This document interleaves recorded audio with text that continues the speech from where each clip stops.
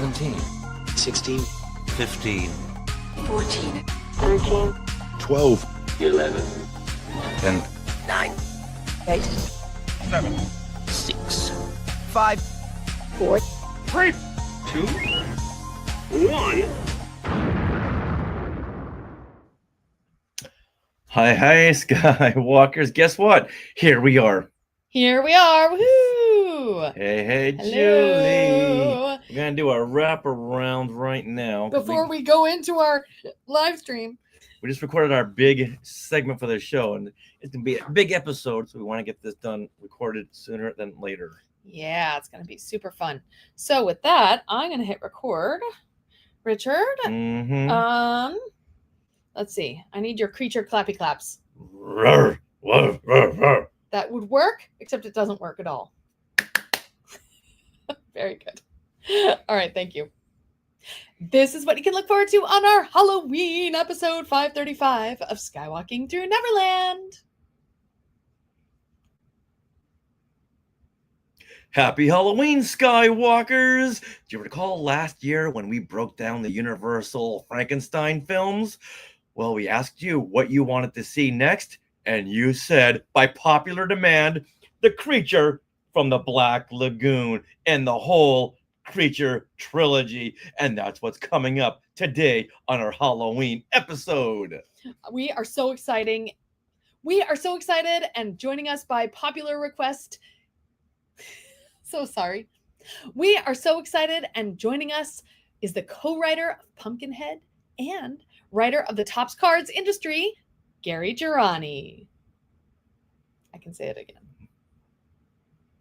We are so excited, and joining us is the co-writer of Pumpkinhead and writer of the Topps Cards Industry, Gary Girani.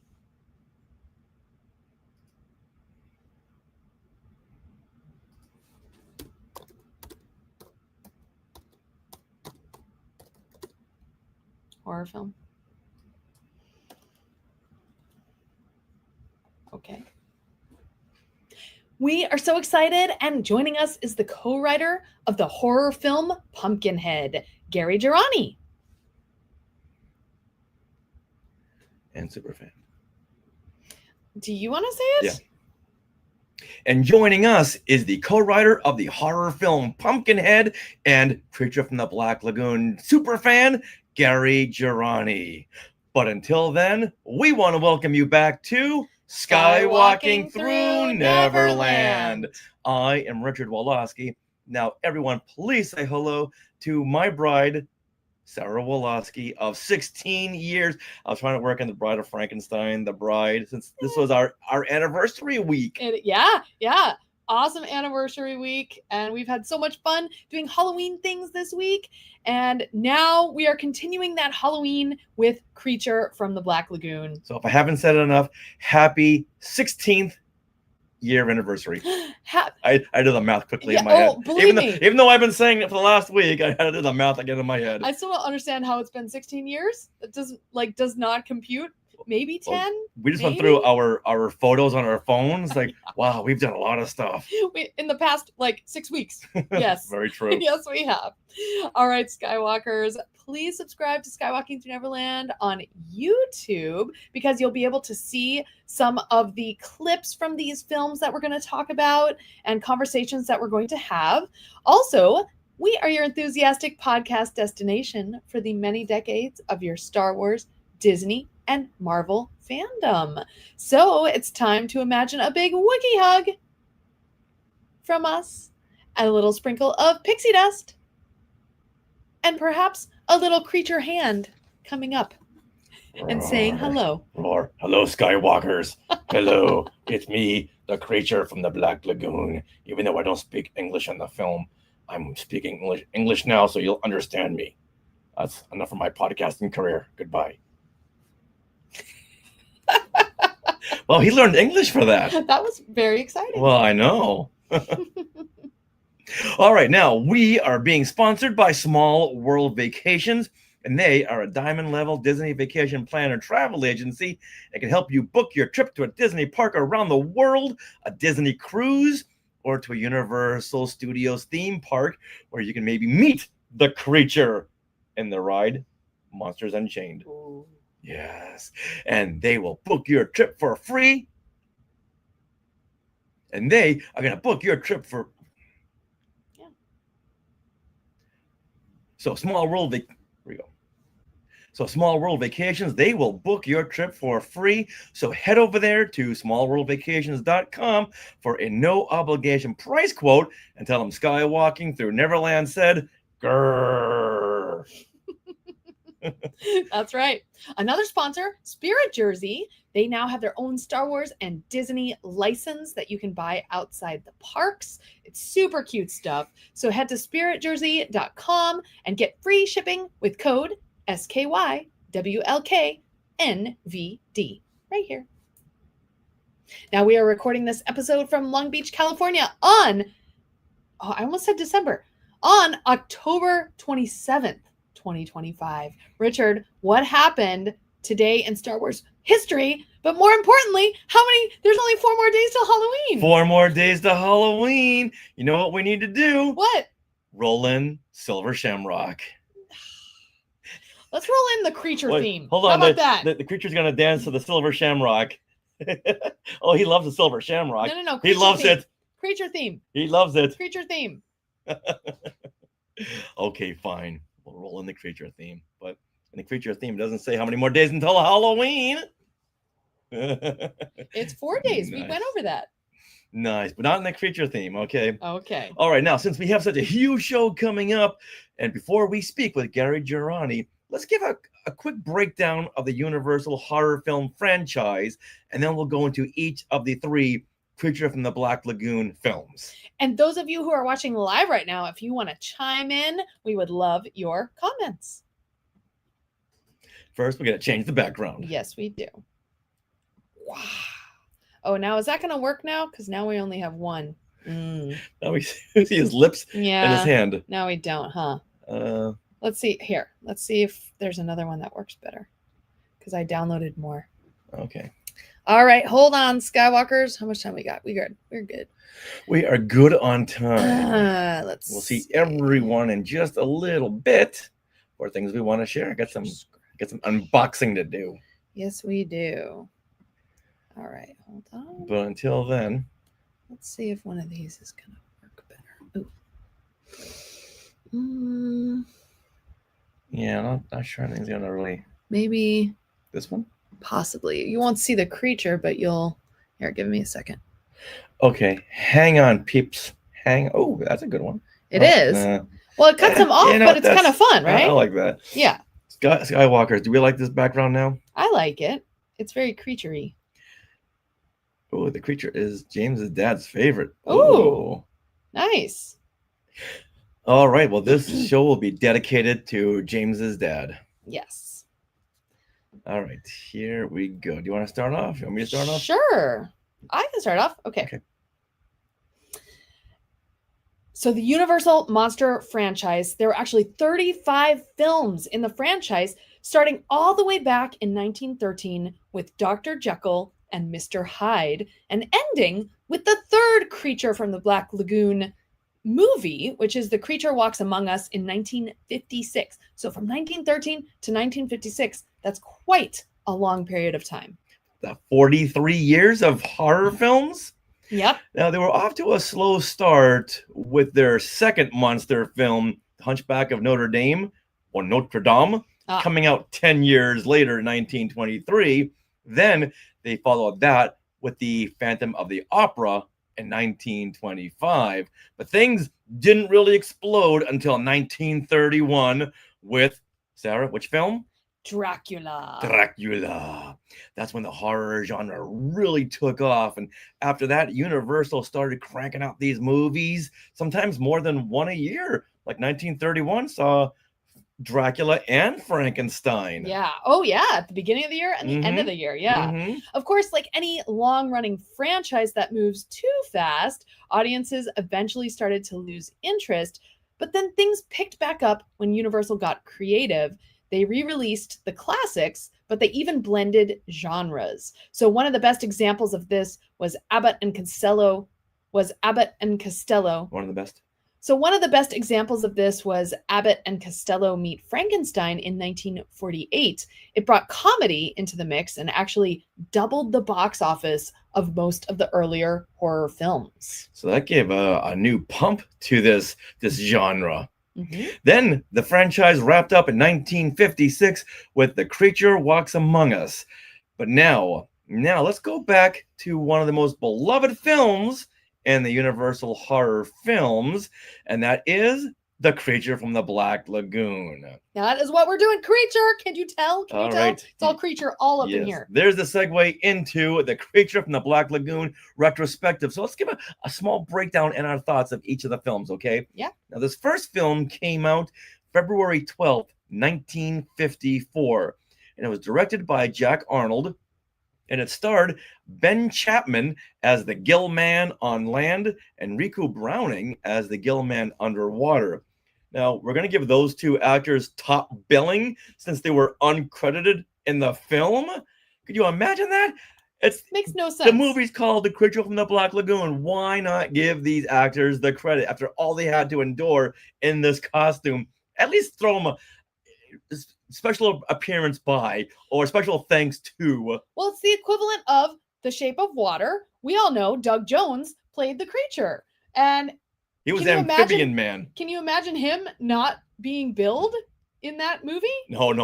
SAG would step in and go, mm-mm. Yeah, mm-mm. exactly. But it's a sign of respect. If someone's going to do all that work, give them some credit. Absolutely. So we are giving them credit here. Yes, top billing. There you go. It only took them 60 some odd years.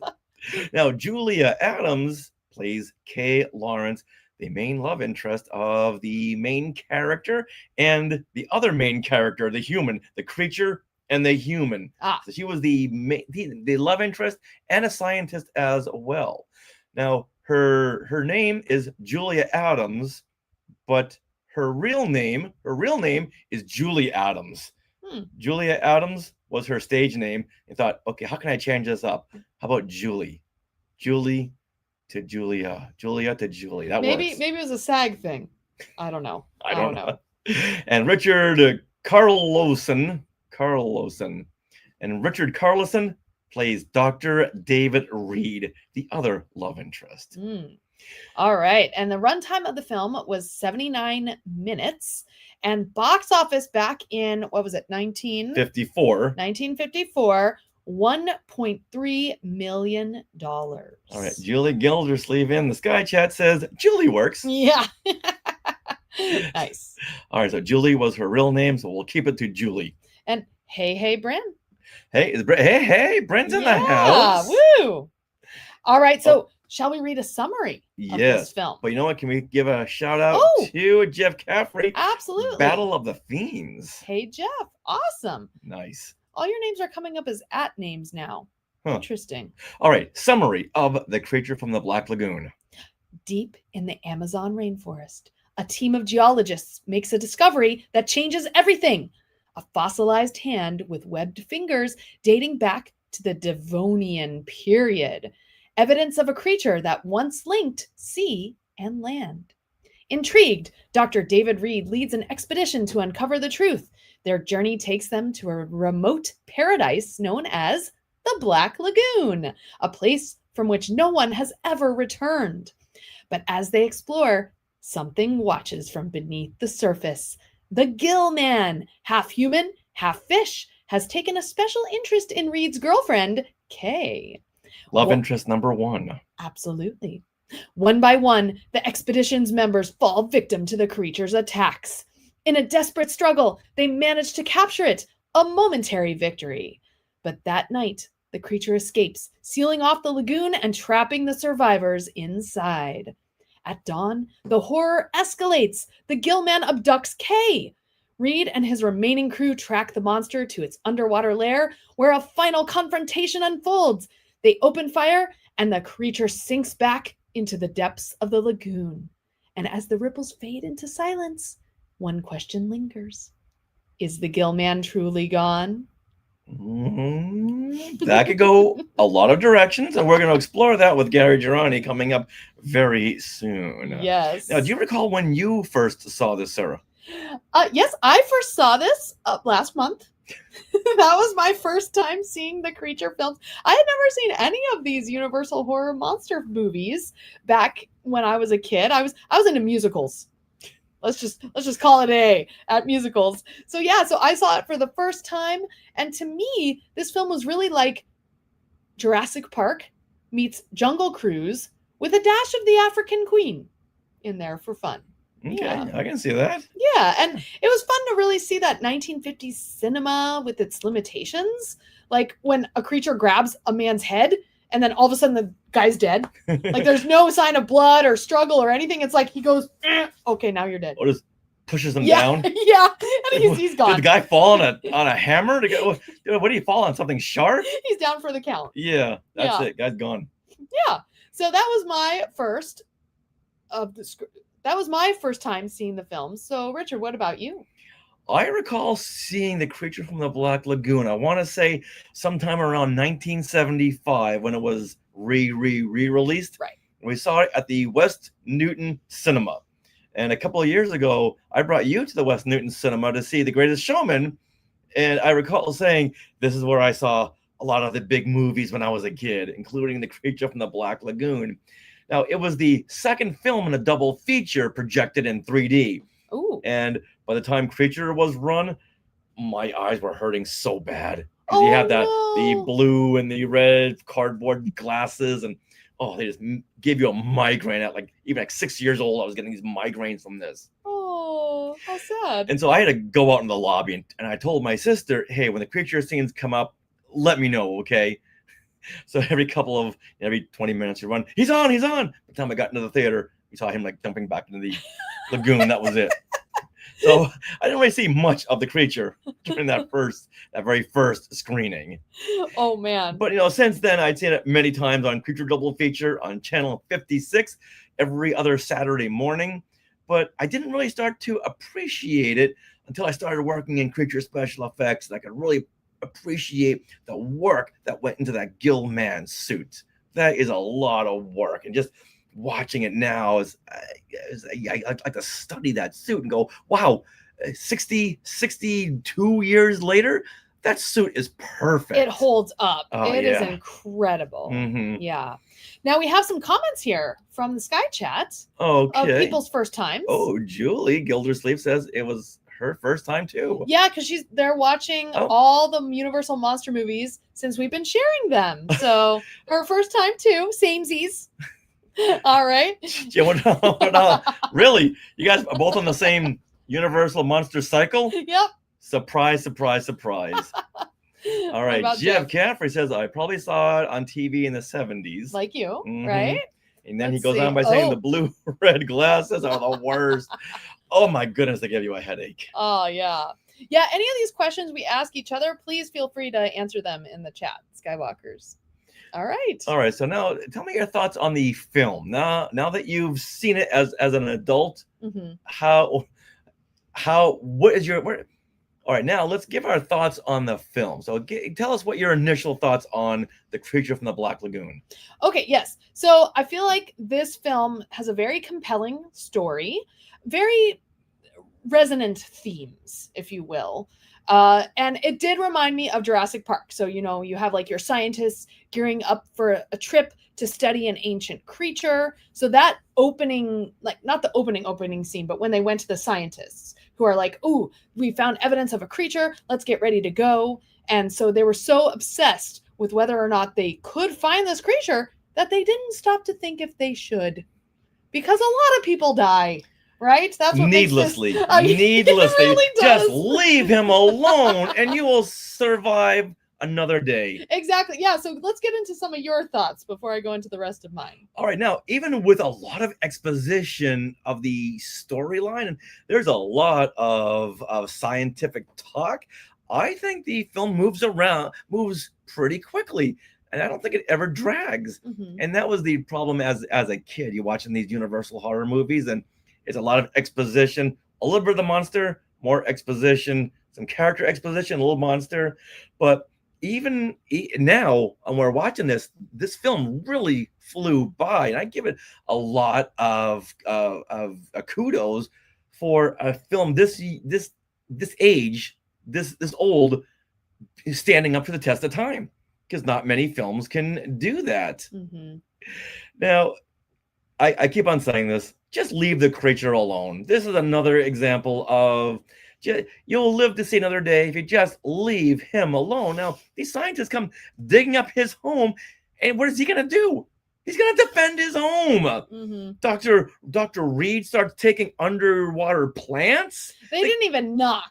No, or just say, hey, do you mind if we take that plant down there? Goes down there with a knife, starts chopping up. He's like, hey, that's in my living room. Put that back. And another character shoots him with a harpoon. Mm-hmm. Kay flicks a cigarette into the lagoon. Yeah, that was horrifying. Yeah, as a 21st century adult. You're gonna litter in this lagoon that probably hasn't seen another human exploration for who knows how many decades, and now you're gonna litter it with your cigarette butt. So the question remains: who are the real creatures here? Oh, maybe the creature from the title doesn't refer to the Gill Man. Mm-hmm. And the horror doesn't come from the creature. No, it comes from flicking your cigarette butt in paradise. These disrespectful humans. Yes, humanity. Oh, yeah. Now I definitely agree with you that the creature did not deserve to die. It was minding its own business in its own home, and these humans come invade. So yeah, definitely, I really agree with you there. Now, in terms of the story trajectory, right? Like many of the Frankenstein films, this movie just ends right after the climax, like right after the creature is dead. It like, okay, cut to credits, done. Yeah, so fade to black. Yeah, get out of the theater. There's no decompression scene. Yeah, that's how a lot of the films worked back then. Hey, how do we end it? Just blow something up and blow the creature up, and we're out. And yeah, if we come back for a sequel, we'll bring them back, and no one's going to be talking about this on a podcast. Yeah, exactly. Now, this does have, I think, the best and creepiest shot of any of the classic Universal monster films. And this is when the Gill Man was finally captured. And he's put in a cage. Oh. And he's just staring up from this cage and looking at the others. Just very still. Very still. Very Michael Myers. And you know, when a creature is that still, you know he's studying your weak spots. He's learning. But if he was in there thrashing around, wouldn't be so scary. But he's just down there and he's looking up. Oh, just thinking about it now gives me the willies. It really does. Yeah. Wow. And then you like a certain shot. I was, of course, listening to the music. So to me, this soundtrack is a little too over the top in some places, and it doesn't quite flow very naturally together. And like, especially in the underwater scenes where the soundtrack is the only sound that's telling you what to expect and do, it's too intense. And we found out after watching some creature documentaries that there's actually 3 composers doing the music for this film. So you have Henry Mancini, Herman Stein, and Hans J. Salter, and they all worked for the studio. So they were in the studio system. And basically they were just told from on high that we want to hear the creature theme every time we see the creature or any part of the creature. Yeah, but director Jack Arnold, we just heard that theme 15 times. We want to hear it a 16th time. Mm-hmm, mm-hmm. So can you guess how many times we hear the creature theme? 18 times. More. 19 times. Much more. 38 times. Times that by at least 3. Actually 4. Siri, what is 4 times 38? 38. 152 times. Okay, I guess it's more like times 3. Oh. It is 120 times. Oh, okay. Yeah, Julie's asking 160. So it is 120 times. Wow. Crazy, right? Doesn't feel like it. Yes, it does. It does. It does. You feel like it a lot. But what's interesting and why I felt like so disjointed with the soundtrack is because Herman Stein was used for the beginning and end titles. Hans J. Salter was used for like the horror scenes and the climax. And then Henry Mancini was responsible for the lighter music, like when the ship is going sailing on the water and things like that, which makes a lot of sense because Yeah. Yeah. It kind of sounded like the Pink Panther too. yeah, right. Dun, dun, dun, dun, dun, dun, dun, dun. Yeah. So, but that was fascinating learning about that. Yeah. All right, so let's see some of the comments here. Okay. Jeff Caffrey says, amazing how they can make the suit and have it not fall apart going from land to sea and back over again. Well, the secret Whoa. there is there were two suits. Yes. Rico Browning was the creature underwater, and Ben Chapman was the creature on land. And each one of them had its own suit. And they were different heights as well. Ben Chapman was much taller and bigger than Riku Browning.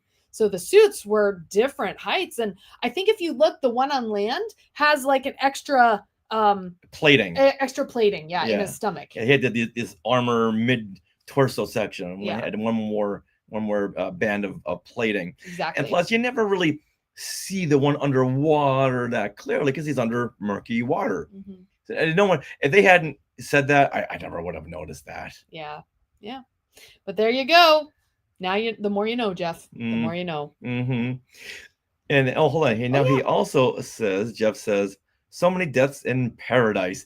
Yeah, they mentioned the lagoon as a paradise, a paradise which no one has ever returned. Do you guys not know what the word paradise means? Yeah, that doesn't really sound like much of a paradise. That was a very, very funny line. Yeah.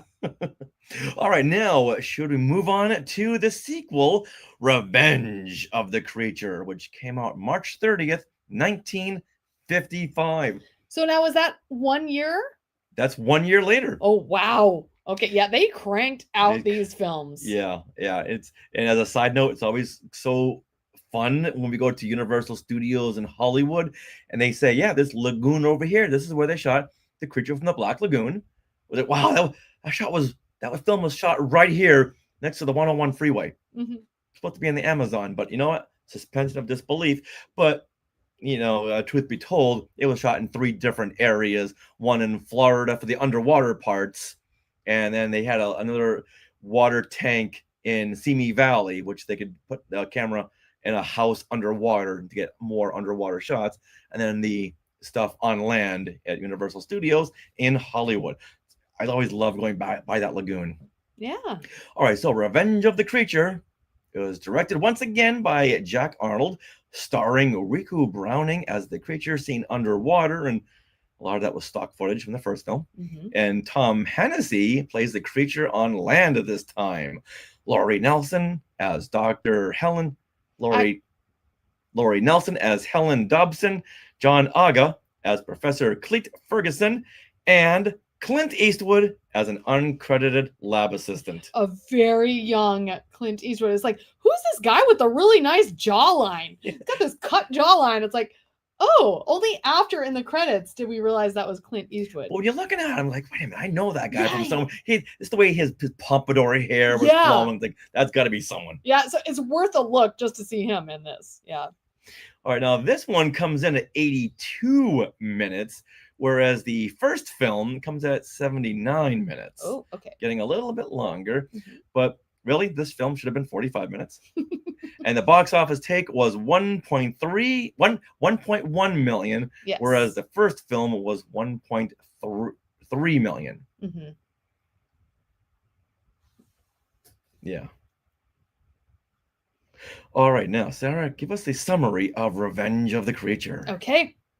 Now captured, the Gill Man is transported to the Ocean Harbor Oceanarium in Florida, a living relic put on display for science and spectacle. There, animal psychologist Professor Cleet Ferguson and his assistant Helen Dobson study the creature, unaware they are being studied in return. As Cleet and Helen's bond deepens, the Gill Man becomes fixated on her, drawn to the one human who shows him kindness. But obsession turns deadly.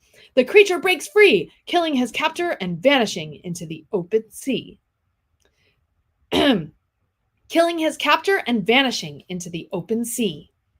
Soon, strange things begin to happen along the coast. Helen's dog disappears. 2 men turn up dead.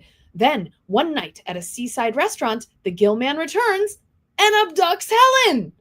Wait a minute. This sounds awful familiar. Mhm. Cleet and the police race to the shoreline and begin a sweeping search. When the creature surfaces, shots ring out across the water. Helen is saved, and the Gill Man sinks beneath the waves once more. But as the ocean grows still, one question remains. Is the creature truly gone this time? Only box office numbers will know for sure. If the movie turns a profit, then yes, he will be gone. He'll come back. If it doesn't do well, he will truly be gone. Uh-huh. And I love the scene where he walks into the restaurant to abduct Helen, and they threw him out. You know why? No shoes, no shoes, no shirt, no service. Yeah. Get out. Like, okay, I'll take my Helen, and I'll be on my way. No one stops them though, because they know if that paw gets close to their head, Yeah. that claw. All he's got to do is go move. Yeah. And You they're did. Yeah, what kind of power does his claws have? Where's the toy? Go get the toy. Don't let these claws touch you. Brrr. Now, they don't even try to hide the fact that this is King Kong retold. Yes. Yeah, capture the creature from its native land, show him off to a paying audience, and then kill him. Yeah, totally. Once again, I can't say this enough time. I really feel empathy for the creature. Just leave him alone. Mm-hmm. But I do have to point out the best wire work ever. When these 2 young guys stumble upon Helen laying there unconscious on the shoreline, the creature comes up and from behind them and throws them around and throws this guy right up to a tree and does this like swooping motion. Yeah, he doesn't throw, he throws. Boy, feel sorry for the young man, but you know what? If you're gonna go out comedically. Yeah.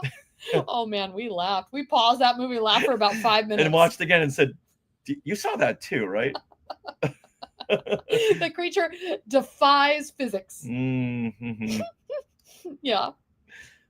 All right. So I do love the fact now in each of these creature films so far, they have added a woman into the mix. And that really helps bring in like me into this. Like if it was just male scientists studying the creature, it's like, okay. But the woman in there really adds interest. And the fact that it adds interest for the creature, of course, as well. And what I really like, my favorite part of the movie was when Helen and Cleet, they'd be talking outside of the aquarium and they're all dressed up for like going on a date, right? So she's all prettied up and there's this portal. Round window. Yeah, round window into the creature's lagoon area. And they're talking on either side of it. And all of a sudden the creature, his face is like right in the middle of the frame watching them. Going, hey, can I come?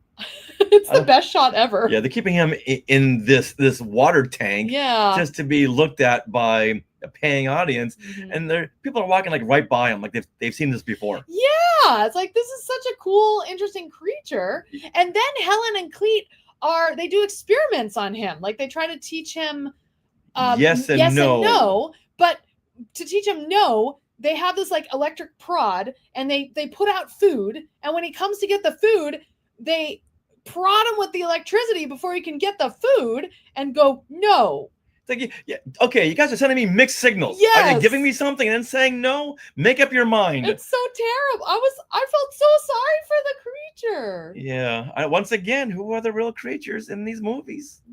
Don't know. And I'll go ahead and say it. A horrible ending. Oh, A horrible ending. He was only shot once and then stumbles back into the ocean. In the first film, he shot like 8 or 9 times. right. Now shot once and he goes into the ocean and dies. And they even use the same stock shot They did. of him sinking to the bottom of the ocean. Uh-huh. Like, yeah, come on, guys! You got Rico Browning right there. Shoot another death scene. And Give the creature at least that much respect to give him a new death shot. Right. And they use a lot of the same swimming shots. Yeah. Oh too. yeah. It's like, we don't want any more cameras underwater. Let's just use the stock footage we have now. But I'll say a positive. There was another really great shot of the creature hiding in plain sight, watching the other characters swim by. in this aquarium tank somewhere at a water park in Florida. And he just hides because he blends right in, and he's just staring at them, just once again studying them. He's chained up, so he can't like go after them. Right. So I just love that shot, because he's like, okay, once you get close enough, I know where to attack, and I'm gonna attack viciously, and you guys can't say boo about it, because you had it coming. You had it coming. All right, so Yeah. let's move on to the third film, The Creature Walks Among Us. And this was released in March of 1956. So every year you got a new creature movie. They were getting them out. And this one was directed by John Sherwood. And once again, Riku Browning does the underwater scenes of the creature, but most shots were taken from previous films. So, yeah. What is this, if not at all? Oh, Sorry. I see. No problem.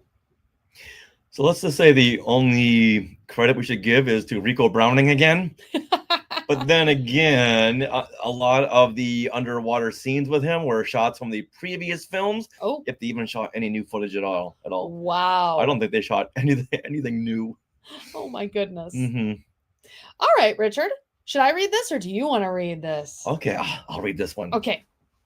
The Gill Man returns, but this time the experiment has gone too far. In the waters of the Florida coast, a new expedition led by the ambitious Dr. William Barton sets out to capture the legendary creature once more. When the team finally succeeds, the Gill Man is gravely burned, his scales charred, his body broken. But what happens next is no rescue. It's a transformation. Under Barton's orders, scientists perform a series of radical experiments, revealing that beneath the creature's gills lies a hidden layer of human-like skin. As it heals, the Gill Man begins to breathe air, no longer a creature of the deep, but something caught between. No longer a creature of the deep, but something caught between two worlds. Yet, while his captors see a scientific marvel, the creature feels only rage and sorrow. Trapped behind walls, studied and prodded, he becomes a mirror to the darkness in those who would call themselves human, especially Dr. Barton, whose jealousy and cruelty soon spiral out of control. When violence erupts, the creature breaks free once again. He turns on his tormentors, leaving destruction in his wake before vanishing into the night. Walking toward the sea, he can no longer call his home. And as the waves crash beneath the moonlight, we're left to wonder, who is the real monster, the creature or the men who try to make him one of us? I know the answer. What is it? The men who try to make him one of us. All these films are like leading to this moment, right? Yes. Yeah. Yeah. He doesn't want to become one of you. When will you get that? You litter, you harpoon, you shoot, you dwell, smoke. You intrude. Why would he want to become one of you? All right, Definitely the men. Julie in the Sky Chat says definitely the men. Oh my goodness. Yes. Oh. Wow. Yeah. That's a big overarching theme of these movies. And this was the film that ended the Universal horror film franchise. At this point, there was so many, audiences weren't seeing as many of these films. And these films ended not with a bang, but with this gentle, plodding walk into the ocean to possibly drown. We don't know. Yeah, they never really say. Yeah, and make up your own mind. But you know what? You got to appreciate that ending, because where the other films he's shot and he sinks to the bottom of the ocean or lagoon, this time he just walks out toward the ocean and we don't see what happens to him. So he may have gotten up to his ankles and go, "Ooh, this water's cold. I'm gonna head back," or he could have died. But it was left up in the air, which is the way the other films should have ended. Right. Well, yeah. So at least the creature had his own agency at this point and was able to do what he wanted at the end. But I do feel, he's not the cool looking creature anymore for this film. Well, you didn't think he was cool looking? No, they stuck. Okay, so they had like the creature head, right? But they stuck him in this bodysuit that looked like a Ninjago Lego big blocky body outfit, and then okay. So I had a major issue with this. We both did. This film was in black and white, right? And it featured 3 men and 1 woman, but the 3 men were nearly the same height, build, and same dark hairstyle. So it took about half to 3/4 of the way through the film to separate who each guy was. Wait, there were 3 men in this film? Yes, I wasn't sure. I thought it was just one. No, I wasn't sure who Dr. Barton was, and then there was like her boyfriend, but then there was the guy who was coming on to her. I don't know. It was confusing, and I just couldn't follow the story as well because of that. You're trying to figure out now, is this the guy who's been hitting on her, or the guy she's been going out with, or the other scientist who says I want nothing to do with this? Yeah, and they all had distinct personalities, but the looks were all the same. And wow, it made me want to watch the original Creature film again to get rid of the bad water taste in my mouth. Oh, the sea salt. Yes, exactly. Now this was a very slow film. Mm-hmm. The other 2, I think, we had a good pacing. Yeah. But this one here was very slow. We didn't see the creature until 20 minutes in. The first film, you saw him the first couple of minutes. You saw at least his hand. Then he attacked that one guy in the tent. But now it's like 20 minutes. Like, is there any creatures in this creature film? And you know what? Once again, same thoughts as the other. Just leave him alone. Stay out of his territory and find something else to study. And I know they want to study him to see what is the bridge between fish and humanity. Right. So I get that, but at some point you got to say, okay, we're hurting something here. So maybe the study is not as important as we thought. Well, and that's the thing. Like, is the creature sentient? He certainly seems he sure is sentient. And so at this point, the creature is in bandages, right? Because he's been burned. And that's when the scientists discover that he's got like human skin and that he's got a lungs like that could be translated to breathe air. So they make the decision to be like, let's see if he can breathe air. And they like do a surgery on him without asking the creature's consent. Oh, it's not even like a blink once, blink twice. Like they just do it. So the creature wakes up and he's like, okay, I guess I breathe air now. So at this point, I wanted Helen to say, you know what, you guys are really creatures, and you know what, I'm gonna go with the gill man back out to the ocean. Okay, like a very Beauty and the Beast theme. That would have been a fitting end. That would have been a very fitting end. Something that I'm sure Guillermo del Toro saw and said, "Ooh, he's walking into the water. I love the shape of that water. I should do a film about this. What to call it? I don't know. Maybe it's a love story." Nice. So it's one of these films that you got to watch it to complete the whole trilogy. Oh yeah. Wow, did they go off the rails with this one? Mm-hmm. All right, now what are your final thoughts on the whole Creature of the Black Lagoon trilogy? So I feel like the creature, and I bring Jurassic Park up a lot, but to me, that is what it is echoing. And the first creature film has real staying power, where the initial premise and the look of the creature is new, it's different, it's fascinating, kind of like that first Jurassic Park film, right? But then each successive film dilutes the creature a little bit until he's no longer a creature. He's one of, he can't even go back to the ocean because he breathes air. Just as the dinosaurs living among us idea has become a little blasé or rote.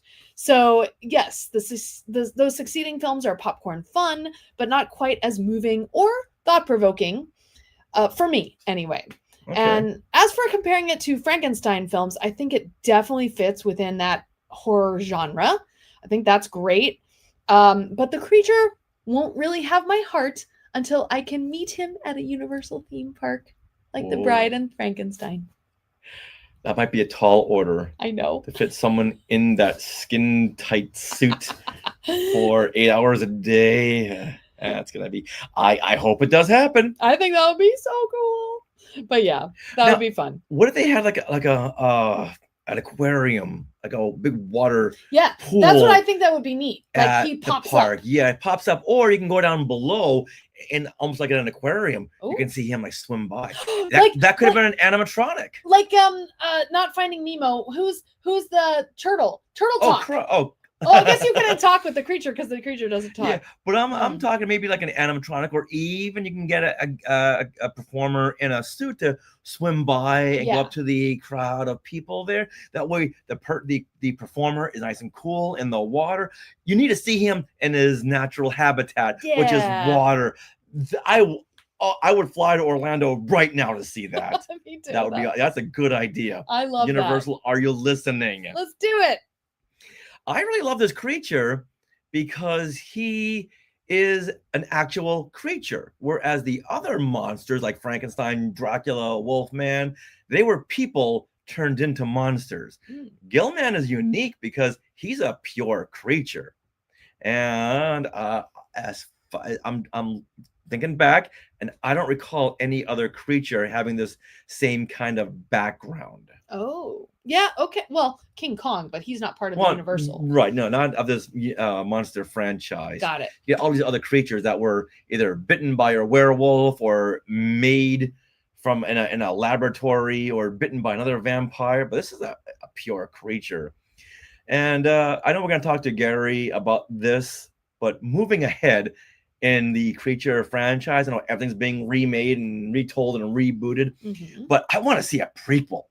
I want to see a prequel because I want to world build this. Now, what would go ahead, describe. Okay, in the beginning of the first film, this whole thing starts with these explorers finding the claw of another creature buried in the sand. So they're saying, hey, there could be more of these out here. Let's find the rest of this skeleton. So there's more of these creatures out there. Where did they live? When did they live? How many were there? So I want to see a prequel that builds up to this. Like with the creature family? With the whole creature family, creature kids, creature dad, creature mother-in-law, creature father-in-law. Okay. That's fun. Yeah, please, let's see. We've already moved ahead. And let's move back now. And I love a good prequel. How about you? If they came to you and said, okay, Sarah, how do you want to move this ahead? Okay, so I feel like it would be interesting to create like a short film because the creature can't talk. So I would think of a short film through the creature's eyes. And thinking even more into it, Gary's going to talk about an article he wrote in Monster Times.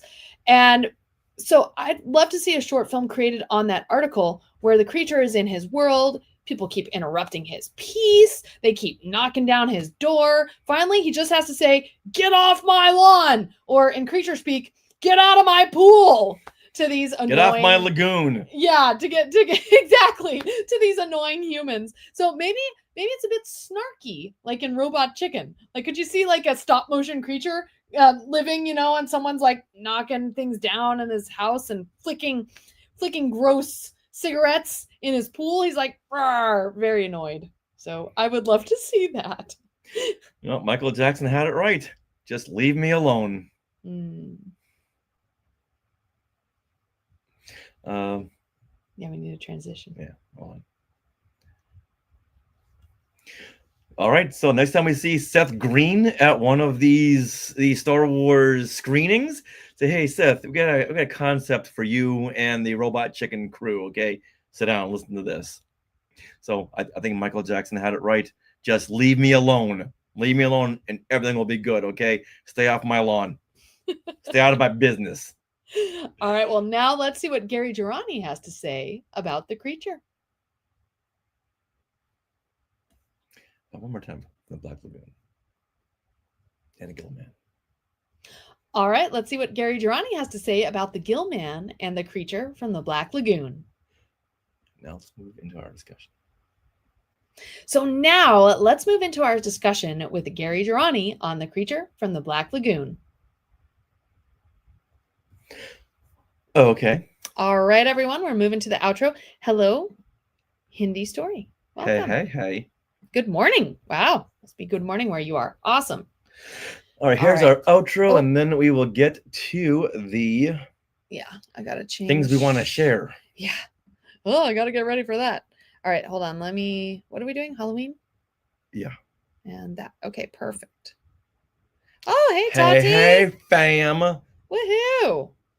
Tati's here to hear our outro. And then we're going to do another live stream of our things we want to share. Okay, here we go. Here we go. Well, that wraps up episode 534 of... Five. What did I say? I didn't change it. You Oh, said 4. okay. Well, that wraps up our Halloween episode number 535 of Skywalking Through Neverland. We want to give a huge thank you to Gary Girani for sharing his thoughts and his memories and his feelings of the creature from the Black Lagoon. He really is a super fan. It was amazing. Yeah. Now be sure to subscribe. Be sure to subscribe on YouTube and follow us on socials at Skywalking Pod, and join our weekly live stream on Mondays at 6 p.m. Pacific for trivia, stories, and things you want to share. And you can get autographed copies of Today in Star Wars Histories Part 1 and 2 and Skywalking Through My Fandom at skywalkingthrough.neverland.com/book. Do you want to support the show? You can join the Skywalking Force on Patreon for early access and bonus episodes, including the full John Williams Hollywood Bowl concert. We are just 5 members away from 50 right now. So thank you to everyone already on board. And if you are interested, you can go to skywalkingforce.com. Now, we want to give another huge thank you to Small World Vacations for their continued support. Their Disney and Universal trip planning service is free of charge. So head over there to smallworldvacations.com for a no obligation price quote and tell them Skywalking Through Neverland sent you. Where's the creature? Ooh. And give them a big creature. Roar. That's right. And remember, Spirit Jersey now has their own Star Wars and Disney licensed clothing that you can buy outside the parks, and you can get free shipping go to spiritjersey.com and just type in the code SKYWLKNVD. This code is in our show notes. Now we are part of the Skywalking Network. Skynet. Home to more great shows like Talking Apes, Star Warsologies, and more. Now stick around for bloopers and other fun bits that didn't make it into the show. And always remember, just leave me alone. And Neverland on Alderaan. And stay out of that Black Lagoon. It's not yours to deal with. Get out. I love our Halloween episode. Hey, Caitlin. Hey, guys. Oh, Denise. Okay, everyone. So we are going to stop this stream, but we're going to go live in about 15 minutes with another live things we want to share. And we're going to do some cool unboxing and stuff. And we have our own Halloween unboxing to do too. Is this the last one? I think we get to open like 4 of them. Oh, exciting. Julie, if you're with James, tell James to get his Star Wars countdown box of fun stuff together. All right, guys. All right. See you soon. See you very soon.